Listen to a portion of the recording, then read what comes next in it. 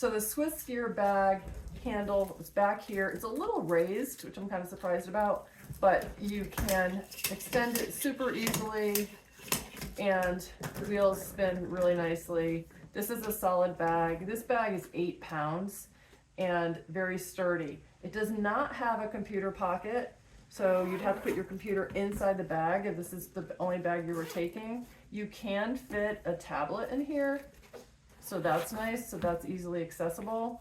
So let's check out the capacity inside. All right, so I am going to try to get all of this, and I'm going to see how the capacity is in this SwissGear. It's very deep. It's got this toiletry pocket, which I'm not going to use right now. It's got this zipper part.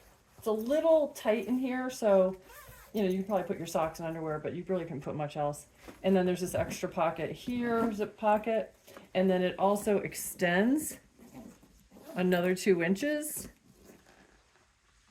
So we'll see if we need to do that or not. Let's see how all this fits.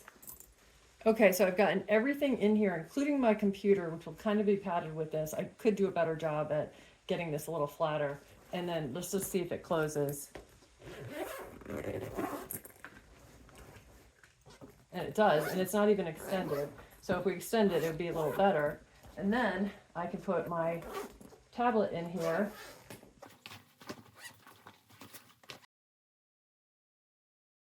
And you know what? I think if I extend it, the tablet's going to fit better. So let's see if it's too top heavy. Okay, so I want to see not if it's top heavy, but forward heavy. And it really isn't.